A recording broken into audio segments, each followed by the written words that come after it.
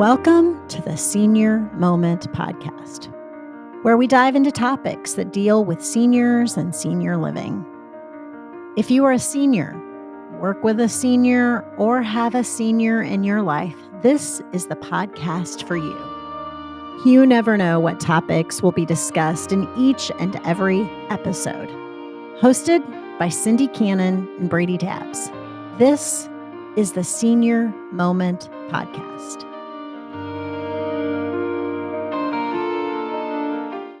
Welcome to the Senior Moment Podcast. I'm Cindy Cannon. And I'm Brady Dabbs. Thanks for tuning in today. This is the first podcast that we're doing. This is episode number 1. So we're going to start off and just tell you a little bit about who we are. And then we'll talk about why we started the podcast. And so Brady, why don't you start off and just tell the audience a little bit about who you are? Well, my name is Brady Dabbs. I am from Jerseyville, or Jersey County, my whole life. I have a wife, Laura, and I have a son, Logan.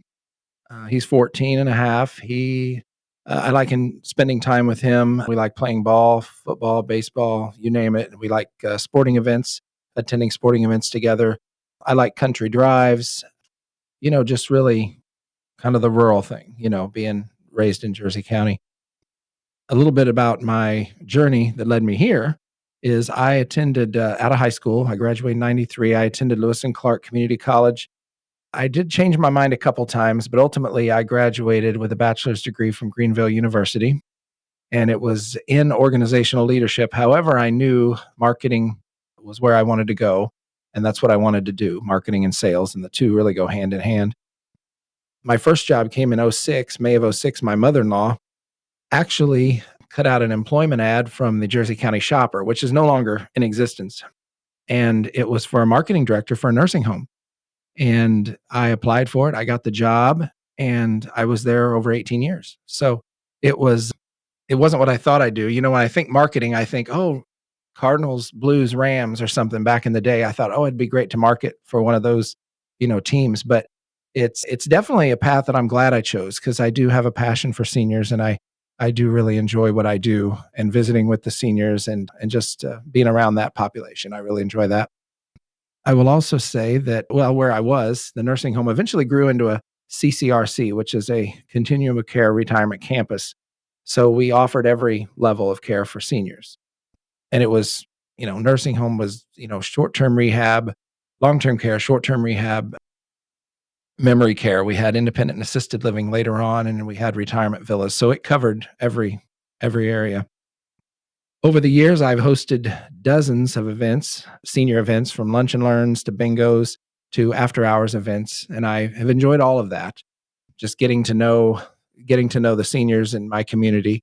And in September 9th, I started here at Villa Rose, senior living community, and I've enjoyed it. It's been great. It's still the same population, same people. In some ways, in a lot of ways, they're more, being this is independent living, they're a lot more receptive. You didn't always get that over the years at a nursing home, right? Or memory care, of course. But, sure. But it's nice to be able to converse. There's a guy that pulls me over every morning and tells me a joke.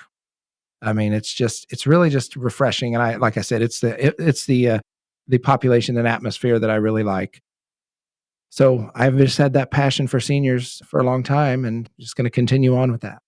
Perfect. Thank you so much for sharing a little bit about yourself. I actually wrote down organizational leadership.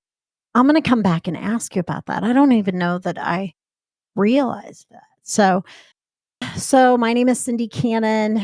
I'm the director here at Villa Rose Senior Living Community. It's an independent community. There's supportive services. There's a home care agency in the building 24/7. But my journey has been interesting is what I'm going to say. So I also was born and raised in Jersey County and grew up on a farm, but in the Brighton area. Just couldn't have been more blessed to grow up on a farm and learn about hard work. I thought I wanted to be a nurse. I got out of high school and I thought, gosh, I want to be a nurse. And so I always tell people back in the day, they would make you go through the CNA class first. So I went and got my CNA license, worked at Jerseyville Manor, That was a brand new facility at the time. Worked there for a little while. Worked at Opened in Bethalto. 92. Okay, worked in 1992. Bethalto Care Center for a little while. And I liked it, but I have to say that I struggled a little bit with not having time to work with the residents more one-on-one. Sometimes you were just running from one thing to the next, right? And so I was still in school, going to Lewis and Clark as well, and I ended up working in a long-term care facility in Alton, and I was working in the social service department as a social worker assistant. And I had a social worker give me some great advice, just focus on business management. So that's what I did at Lewis and Clark. I focused on business management.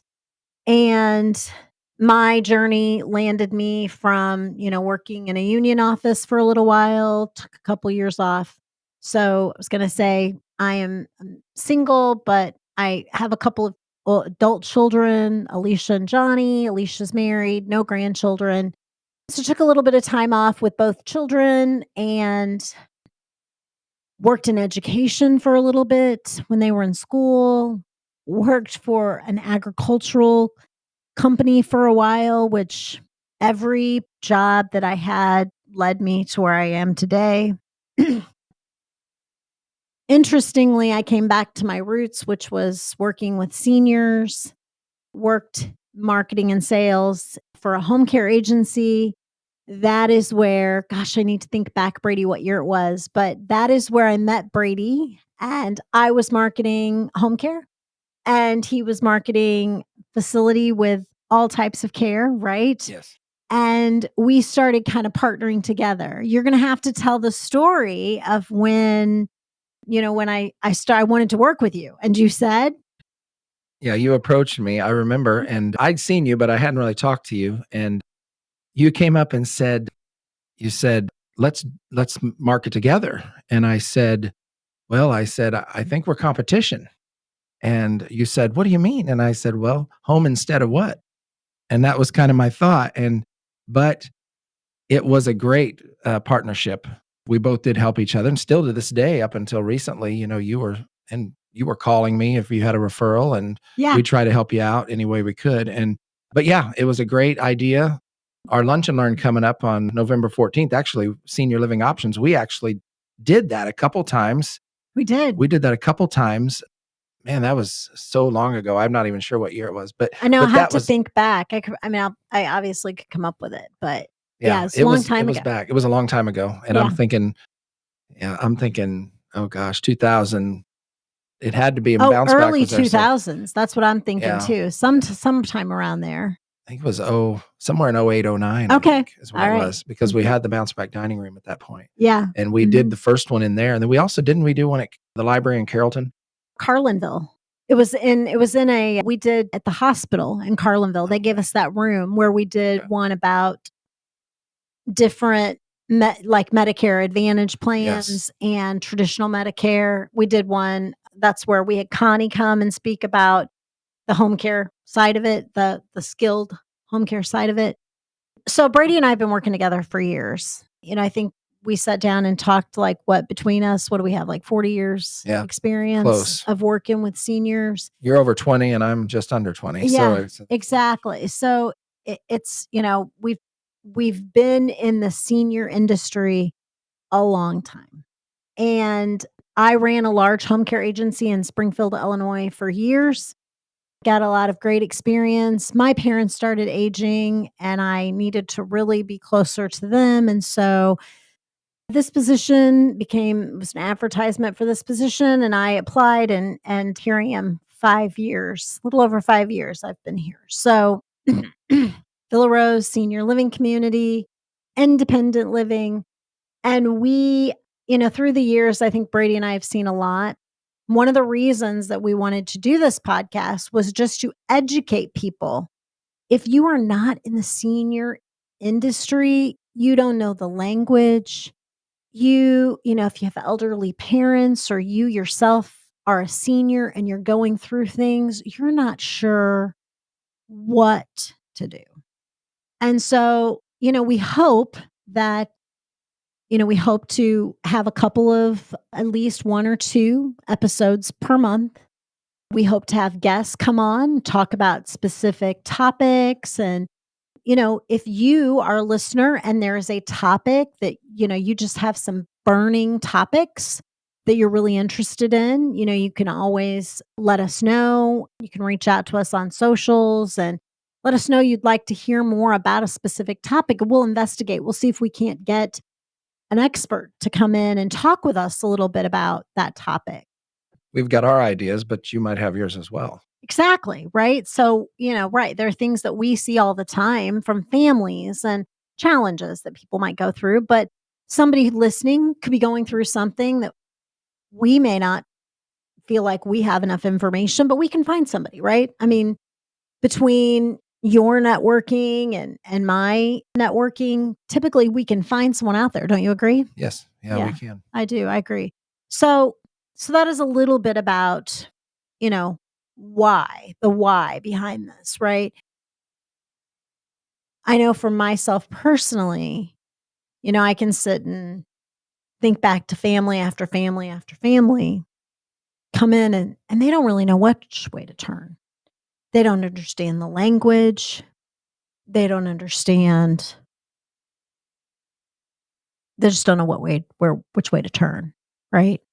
So, sometimes you can get in the car, turn on this podcast and just get a little information. Or you can, be cleaning your house. I'm a big podcast person. Are you a podcast person, Brady?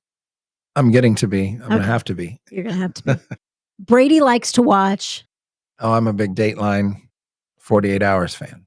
Me too. I'm a crime junkie. I am such a crime junkie. I think I listen to podcasts more than I do TV because I'm such a busy person. Undiagnosed ADHD, pretty sure, as a child. How about you? Do you have an undiagnosis? I don't know. He's not going to say, what kind of show is this? No, I'm just kidding. I'm just kidding. I love it. No, that's exactly. So that's exactly what we're, so when I was a kid, they just called me hyper, but pretty sure it was undiagnosed ADHD. Thanks, Mom and Dad, for not medicating me. Okay, back to the why.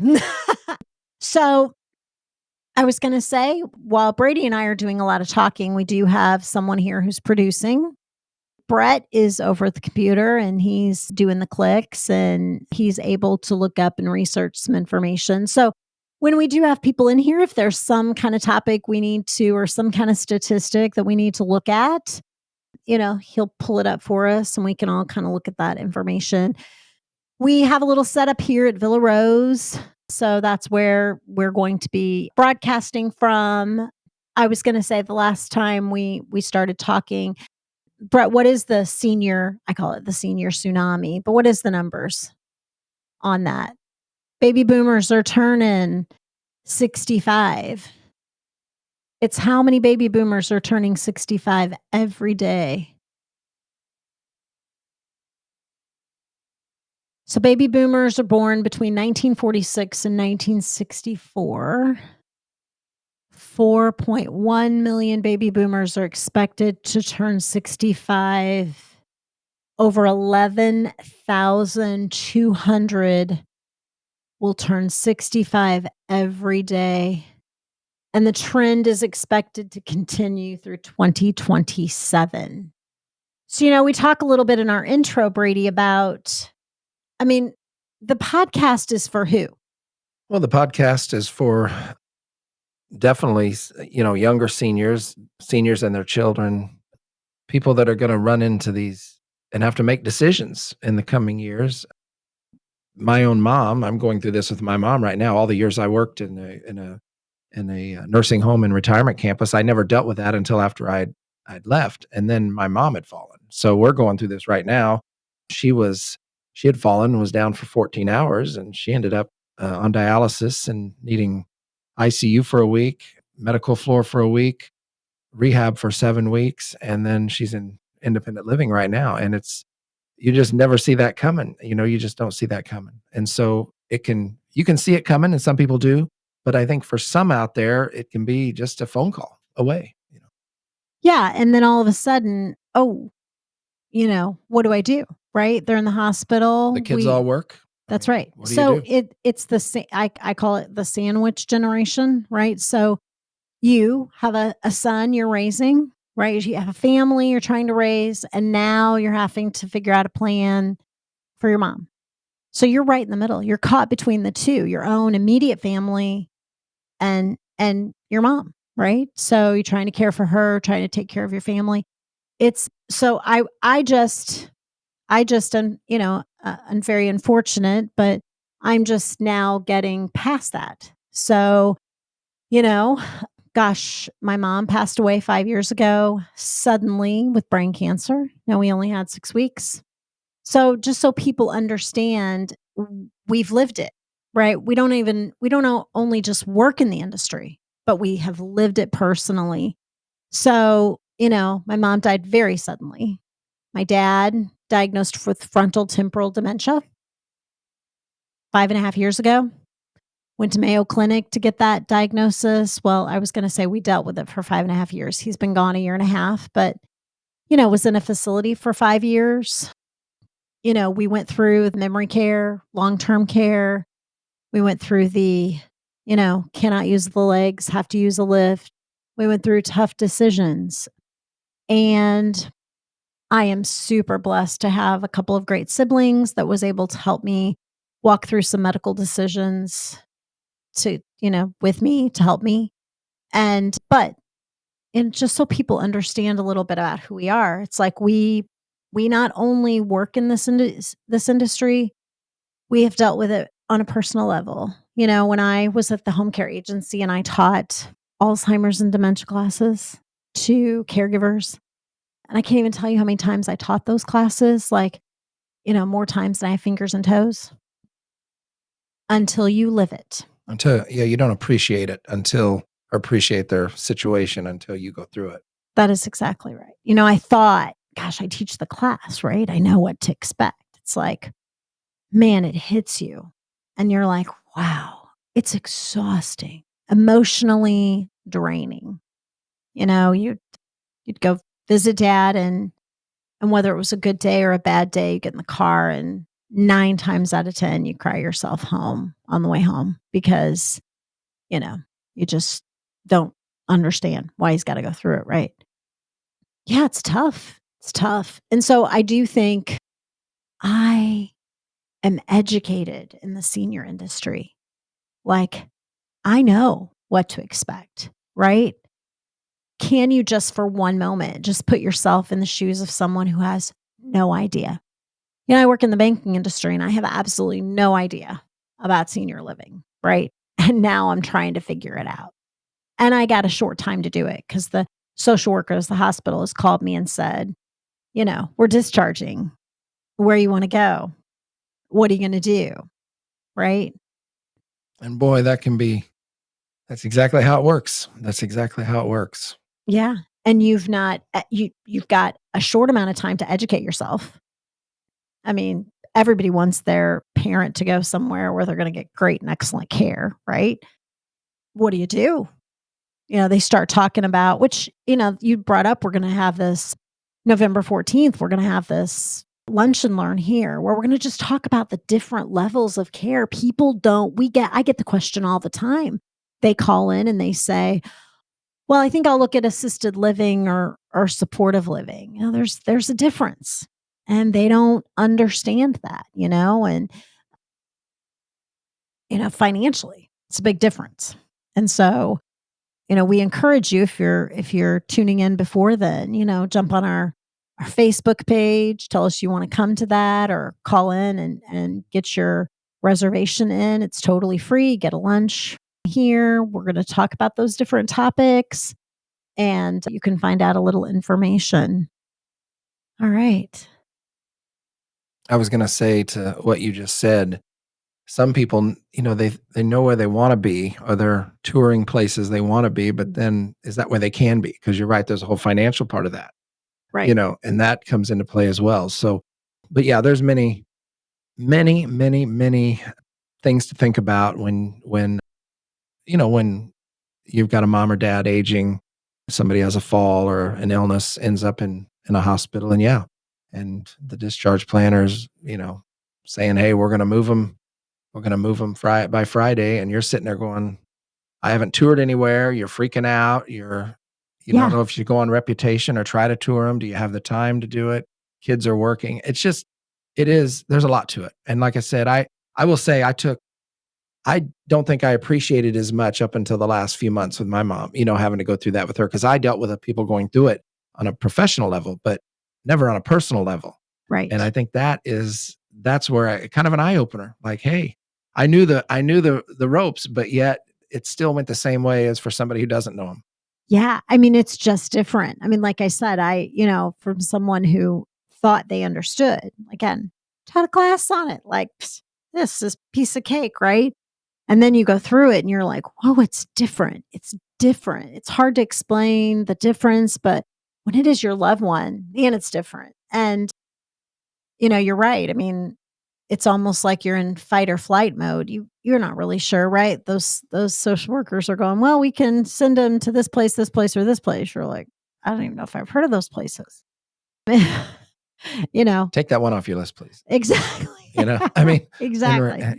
Yeah. So hopefully this will help people just get a little familiar with some of the things. So, or if they're in the senior industry, if they work in the industry, they learn of maybe some resources that they didn't know. I mean, how many people have the ability in their jobs to go out and really research stuff? When I worked as a social worker assistant, I relied on people to come in and educate me because I didn't have the time to go out and reach out and get the information myself. But if I had people come in and share their information with me, then I knew I had some resources that I could pass on to those that needed it. So, that's really the why behind this is we hope to give people some resources, educate them a little bit. I'm going to circle all the way back. Yes. Organizational leadership, Brady. You're going to have to tell me a little bit about that. It is a degree completion program. So I had enough credits from, I got my associate's degree and I had enough credits that applied towards this. And it is what it sounds like, a degree completion. So it was a Tuesday. I'm not going to say it was a Tuesday night for a year and a half. Okay. And it was a program and it was a great program. And, it finished my degree, which I was very happy to do because I did change my mind a couple times. And ultimately I needed to, my mom had been on me for that since, I didn't go back until I think I went back in 2004, but my mom's was on me. Even I remember getting stuff in the mail in 2000, 2001, but I actually was a teacher's aide in Carlinville. This is a story how that led to this. I was a teacher's aide in Carlinville working for 4 years. And when they had from 99 to 03, and when they had the budget cuts, I lost my job. And the principal at the school gave me a nice letter of recommendation. Everything was great. And I was working a couple times. I think I had a couple jobs at that time, but I wanted to, a couple part-time jobs, but I wanted to go back. And that was the opportunity to go back. It just was like right there in front of me. And I thought, well, I haven't listened to my mom for 5 years. Or for 3 or 4 years, I guess I'll do it. And I did it. And I was glad I did it. And actually it's so funny because I graduated in February and I started at the end of February and I started my first job in May 15th. So it was really just perfect timing, once I went back. But it is a degree completion program. And other colleges, I think, have it too. Okay. I'm not sure if it's still one night a week or not. That's how that was. And they had a couple different ones going on, one on a Tuesday night and one on a Wednesday night, I think. So did it focus on just like org chart stuff? It covered a lot of stuff. Okay. It covered a lot of stuff. I don't remember doing much math with it, but we did have an English part and we had to write papers and just, I'm thinking back. It was just a variety and it was a broad degree. Okay. All right. Perfect. I was going to say not to give away your age, but it has been some time ago, right? Yeah, it's been a while back. Yeah, it's been a while back. I was going to say, do we ever really use what we learned in college?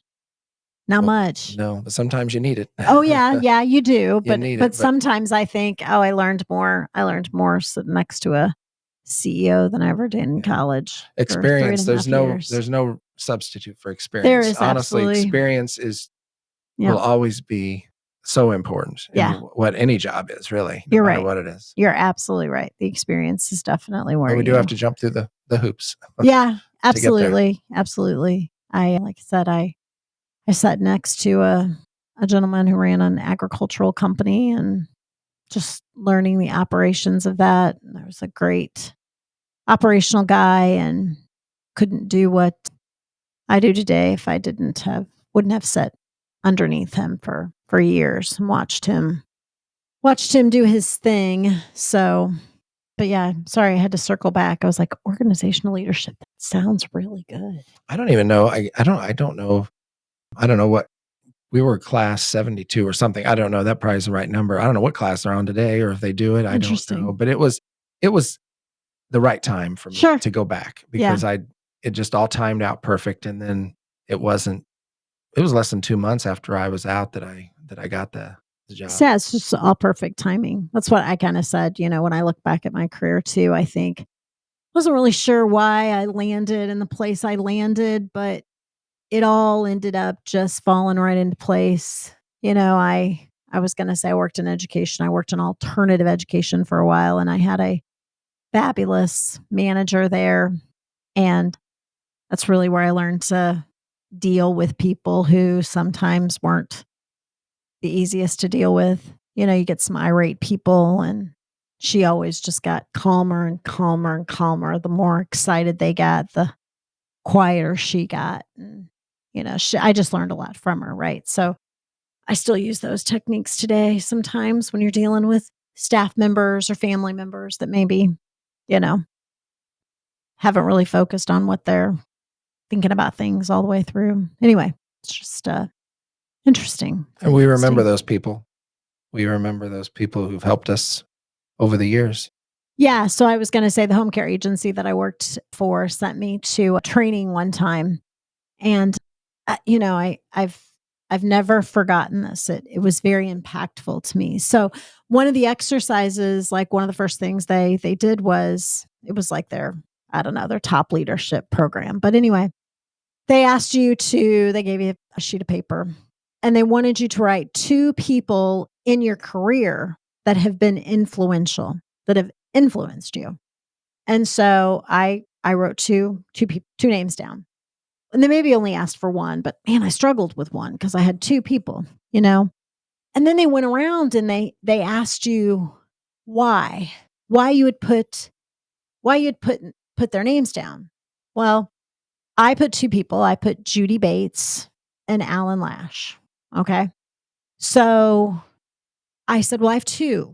And they said, okay, well, tell me. And I was like, well, Judy Bates taught me a lot about just dealing with people. And so she's just a great example. She took me kind of under her wings and kind of showed me how to do it, you know? And I said she really believed in me. Like she expected me to kind of help run a building when she couldn't be there. And so I said, I still use some of the techniques that she taught me today. And then I said, Alan Lash, who ran Family Farms and Agri Solutions, he saw the salesperson in me that I didn't see it in myself. He saw it in me.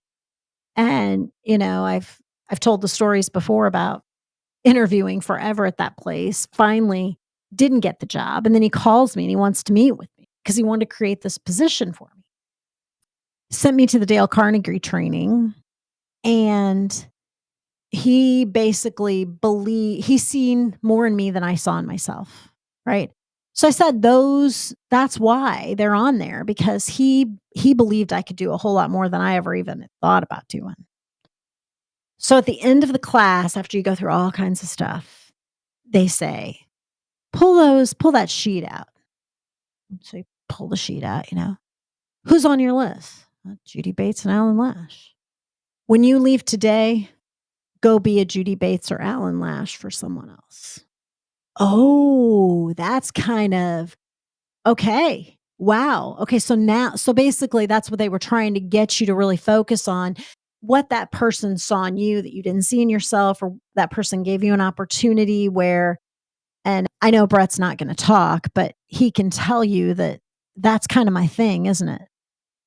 I try to do that. Do I not? You can at least get into the microphone and say yes.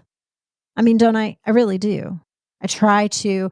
So sometimes I try to see things in people that they can't see themselves, right?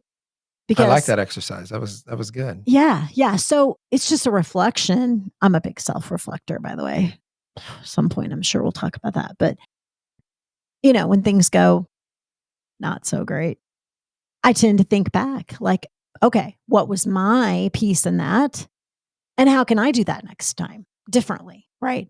Because I can't ever be responsible for your actions or somebody else's actions, but I can totally be responsible for my actions. So I just want to take some time to think about how I reacted, what I could have done differently. Next time, I'm going to do this instead of that. Right. May not be a different outcome, but anyway, it was a good exercise. And so I think of that quite often as I interact with younger people or people who nobody's ever given a chance to. Nobody's ever really stepped up and given them an opportunity. And I hope on this program we can also just talk about some leadership things. Leadership is tough. I mean, you've seen it. Yeah. It can be tough. It can be draining. It can be exhausting. And sometimes you feel like you're just beating your head up against the wall. So, hopefully we can also, touch on some of those things. I like talking about the chance too. I mean, like you said, you know, you can give people, and you give people chances. You give people chances is what you do with those chances. Absolutely. You only get so many, and you have to, you have to maximize them. And that's what that exercise was about. Being up to that challenge to be that example for somebody else. Yeah. And that's what it's about. And you've never done that, right? But probably when I was talking about it, you're thinking in your mind, who's influenced you? Have you had anybody influence you? Oh, I've had people influence me over the years. Now this is going back to a personal level again, but my mom has always believed we could do anything. She always has. And she always, she was always right there. I had a pastor my youth pastor when I was growing up, Alan Ebler. He was a veteran of the Gulf War, I think. He's no longer preaching. He actually preached probably a month or so ago, and I went and he was back in town. He's been to a couple other churches, Okay. but he's always been an example. I mean, he puts faith in everybody, and he was back when I was young, he was putting faith in kids that I wouldn't put my faith in. You knew they were going to, but he did. He's just a really positive, puts his faith in people. And I learned a lot from him too, because you don't think, well, everybody's, a lost cause or something like that. You believe in them until they fail themselves. Mhm. And that's what he does. He believes in people until they fail themselves, but it's not going to be him failing them, Right. And I think that's pretty cool too. So you want to think the best of people. Sure. Absolutely. I would say Absolutely. he's always been there, Yeah. He doesn't live around here anymore, but he was always one who, just by example, just watching him, he was Yeah. Made a difference. Made a positive. difference in your life, didn't he? Yes. And Yeah. and my brothers, I believe too. Yeah. Yeah, absolutely. I was going to say my dad was always a big Cindy fan. I was always close to him. He believed I could do anything I put my mind to too. He definitely was very supportive, but he also expected a lot, right? So, I mean, he expected me to do the best I could, to work hard, and probably working hard was the number one thing. I mean, he was like, no matter what, just go work hard, And I think he always was like, hard work pays off. Eventually it will pay off. You may not think it's going to pay off, but keep at it. It will pay off. Somebody will notice it if nothing else too. And Yeah. And you're right. That's the ultimate. That's interesting you say that because, I'd go, I said dad was in long-term care for 4 years and he'd always just use people watcher and he'd sit and watch. And there was a young kid doing water at his nursing home. And I'm telling you, 2 or 3 times he'd tell me, "Now, you see him?" He'd know his name. I can't remember. He'd know his name, and he'd be like, "He's a hard worker. I watch him. He works hard." He'd notice. So interesting. I used to be like, "Good Lord, why is he still here?" And then there'd be times I'd walk out and be like, "That's why, Cindy, he's still got something to give, right? You don't see it, but it's still there." I So, think too, my grandparents, and this may go back to, the passion for seniors and working in that industry, but both my sets of grandparents were married over 50 years.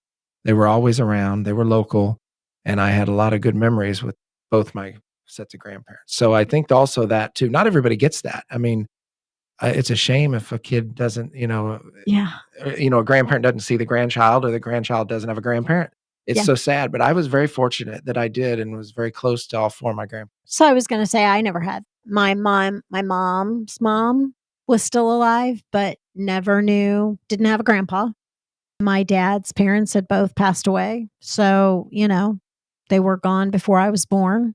And my mom's dad died of a massive heart attack when he was like 41. Like he was so young. So I had one grandma. But when you were talking about that, I instantly thought, our in the United States, things have changed so drastically. My parents wanted all the kids around them, and by golly, they got it. They kept at us. I was the furthest one away, a whole 25 miles, and I finally moved down the road in the farmhouse that they wanted me in. But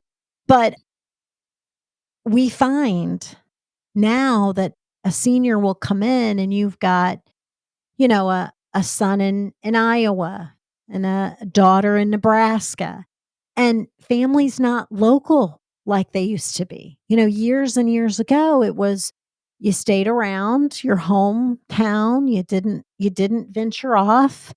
And then when mom and dad started to age, you're there, right? Well, now that's all changed and families are spread out across the United States. And how do I care for them or make sure they're cared for when I'm states away, In right? many cases, it falls to a son or daughter who are still local. Correct.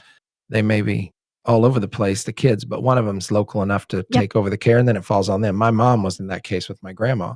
Right. My aunt lived out west her whole life and very seldom came back. So my grandma, when she went into nursing, senior apartments and then nursing home, my mom was Yeah. was the only one there. You're right. It does typically fall, or a grandchild in the area, somebody in the area, right? It falls to them to kind of come in and pick up the pieces. And then it becomes too, hopefully we can have some topic about, how do you manage that when you have a sibling across and out west, and what can they do to help? Sometimes there are some things they can do at a distance, but we have to be able to vocalize those things. It's tough. They can get on and do their homework on internet and look up the different homes and Yeah, they sometimes facilities. can They can pay do their that. bills from afar, right? They can manage some things like that.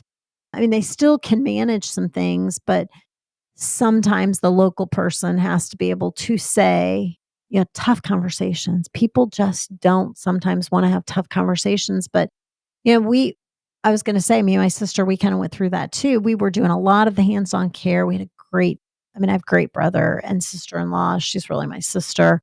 But, at some point, I think my brother was like, "What can I do? Like, tell me what I need to do to help."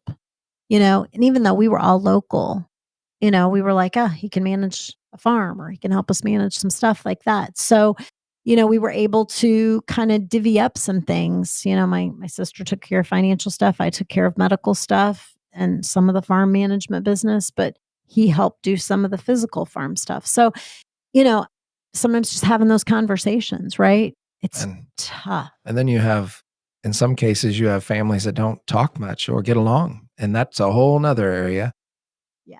You're exactly right. You're exactly right. I mean, yeah, we're very blessed not to. We all love each other, get along. I can still in my mind just close my eyes and hear my mom going, above all, don't fight, don't fight, don't fight.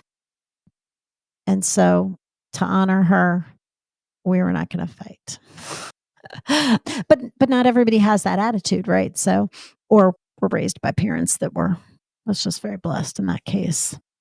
So that gives a little bit of information on who we are, right? A little information on what we're going to talk about and why we want to talk about it, right? I was going to say, we hope that you will like us and share us out so that more people will hear about our podcast. And 'Cause again, it's just getting started. Just getting started. That's exactly right. Unlimited on what we might do. We hope to, again, we hope maybe the next time we sit down, we have a guest and we can dive into some topic that would be interesting to everyone. Anything you want to say, Brady, to wrap it up today?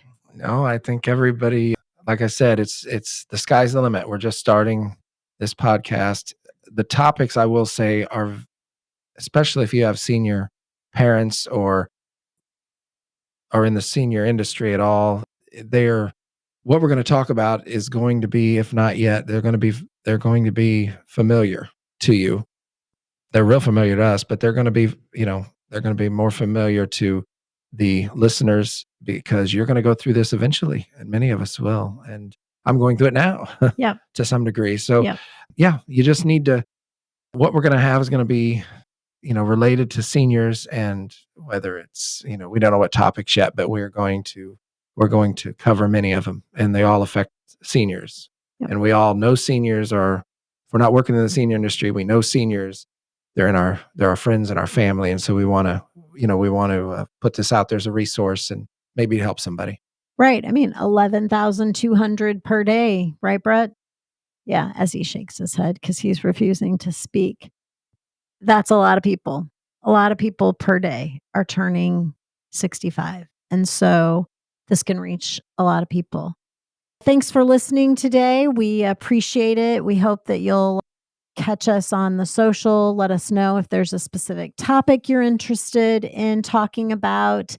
I was going to say our goal is to keep it family friendly, but sometimes topics arise that may not be quite as family friendly as we want to. And we'll try to notify you at the beginning of the podcast if we're going to talk on a sensitive subject. There are some times with seniors that we do have to talk about things that maybe you don't want your children to listen to.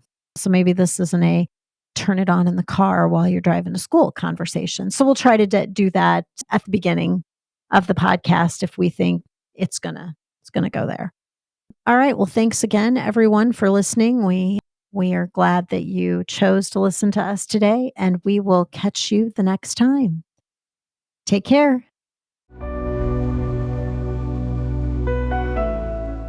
Thank you for listening to the Senior Moment Podcast. If you enjoyed this episode, we invite you to like, follow, and share wherever you listen to your favorite podcasts. We hope you'll join us next time. Take care, everybody.